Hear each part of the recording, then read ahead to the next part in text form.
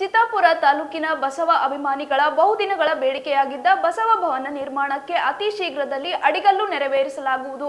ಅದಕ್ಕಾಗಿ ಸಮಾಜದ ಹಿತಚಿಂತಕರ ಅಭಿಮಾನಿಗಳ ಸಭೆಯನ್ನು ಮಾರ್ಚ್ 29ರಂದು ಬೆಳಗ್ಗೆ 10 ಗಂಟೆಗೆ ಬಸವ ಭವನ ನಿರ್ಮಾಣಕ್ಕಾಗಿ ನಿಗದಿಪಡಿಸಿದ ಸ್ಥಳದಲ್ಲಿ ಕರೆಯಲಾಗಿದೆ ಎಂದು ಬಸವೇಶ್ವರ ಚಾರಿಟೇಬಲ್ ಟ್ರಸ್ಟ್ ಅಧ್ಯಕ್ಷ ನಾಗರೆಡ್ಡಿ ಪಾಟೀಲ್ ಕರ್ದಾಳ್ ಹೇಳಿದರು. ಚಿತ್ತಾಪುರನಲ್ಲಿ ಸುಮಾರು ದಿನಗಳಿಂದ ಒಂದು ಬಸವ ಭವನವನ್ನು ನಿರ್ಮಾಣ ಮಾಡಬೇಕೆಂಬುದು ತಾಲೂಕಾ ವೀರಶೈವ ಸಮಾಜದ ಮುಖಂಡರ ಅಭಿಪ್ರಾಯ ಆಗಿತ್ತು ಮತ್ತು ಜನರ ಅಭಿಪ್ರಾಯ ಕೂಡ ಅಷ್ಟೇ ಆಗಿತ್ತು.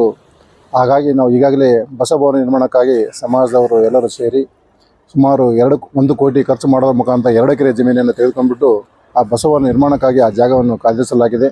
ಆ ಕಾಯ್ದಿರಿಸಿದ ಜಾಗದಲ್ಲಿ ದಿನಾಂಕ 29 ಅಂದರೆ ರವಿವಾರ ಬೆಳಗ್ಗೆ 10 ಗಂಟೆಗೆ ಒಂದು ಪೂರ್ವ ಸಿದ್ಧತೆ ಸಭೆಯನ್ನು ಕರೆದಿದ್ವಿ. ಆ ಪೂರ್ವ ಸಿದ್ಧತೆ ಸಭೆಯಲ್ಲಿ ತಾಲೂಕಿನ ಸಮಾಜ ಎಲ್ಲ ಹಿರಿಯ ಮುಖಂಡರು ಬಂದು ಭಾಗಿಯಾಗೋದ್ರ ಮುಖಾಂತರ ಯಾವ ನಿಟ್ಟಿನಲ್ಲಿ ಬಸವ ಭವನ ನಿರ್ಮಾಣ ಆಗಬೇಕು, ಅದರ ಜೊತೆಯಲ್ಲಿ ಇನ್ನೊಂದು ಆಸೆ ಏನಂತ ಕೇಳಿದರೆ ಚಿತ್ತಾಪುರ ಪಟ್ಟಣದಲ್ಲಿ ಪದವಿ ಮತ್ತು ಪದವಿ ಪೂರ್ವ ಓದ್ತಕ್ಕಂಥ ವಿದ್ಯಾರ್ಥಿನಿಯರಿಗೆ ಯಾವುದೇ ಒಂದು ವಸತಿ ನಿಲಯದ ಸೌಲಭ್ಯ ಇಲ್ಲದ ಕಾರಣ ಅದೇ ಜಾಗದಲ್ಲಿ ಒಂದು ವೀರಶೈವ ಸಮಾಜದ ವಿದ್ಯಾರ್ಥಿನಿಗಾಗಿ ಒಂದು ವಿದ್ಯಾರ್ಥಿ ನಿಲಯವನ್ನು ನಿರ್ಮಾಣ ಮಾಡಬೇಕೆಂಬುದು ಆಶೆ ಆಗಿರೋದ್ರಿಂದ ಎರಡಕ್ಕೂ ಬಸವ ಭವನಕ್ಕೂ ಮತ್ತು ವಿದ್ಯಾರ್ಥಿ ನಿಲಯದ ಕಾರ್ಯಕ್ರಮಕ್ಕೆ ಅಡಿಗಲ್ಲು ಹಾಕುವುದು ಒಂದು ಕಾರ್ಯಕ್ರಮ ಯೋಜನೆ ಮಾಡಿದ್ದು.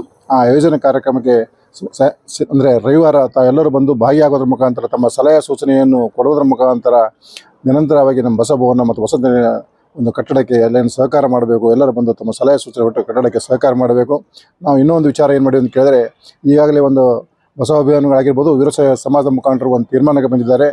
ನಾವು ಕೂಡ ದಾನ ಕೊಡ್ತಿದ್ದೇವೆ, ಒಂದು ವಸತಿ ನಿಲ್ಲದ ಅನಿವಾರ್ಯವಾಗಿರೋದ್ರಿಂದ ನಾವೆಲ್ಲ ಕೂಡ ಸಹಾಯ ಮಾಡ್ತೀವಿ ಅಂತ ಹೇಳಿದ್ದಾರೆ. ನಾವು ಏನು ನಿರ್ಣಯ ಮಾಡಿದ್ವಿ ಅಂತ ಕೇಳಿದ್ರೆ, ಯಾರ್ಯಾರು 2 ಲಕ್ಷ ರೂಪಾಯಿಯನ್ನು ಕೊಡ್ತಾರೆ, ಅಂದರೆ ಒಬ್ಬ ಮನುಷ್ಯ 2 ಲಕ್ಷ ಕೊಟ್ಟರೆ ಅವರ ತಾಯಿ ಹೆಸರಾಗಿರ್ಬೋದು, ಅವರ ದೇವರ ಹೆಸರಾಗಿರ್ಬೋದು, ಅವರ ಹೆಸರಿನ ಮೇಲೆ ಒಂದು ವಿದ್ಯಾರ್ಥಿ ನಿಲಯದಲ್ಲಿ ಒಂದು ರೂಮನ್ನು ಕಟ್ಟೋದ್ರ ಮುಖಾಂತರ ಆ ರೂಮಿನ ಮೇಲೆ ಅವರ ಹೆಸರನ್ನು ಕೂಡ ನಾವು ಬರಲಿಕ್ಕೆ ಈಗ ನಿರ್ಣಯ ಮಾಡಿದ್ದೀವಿ.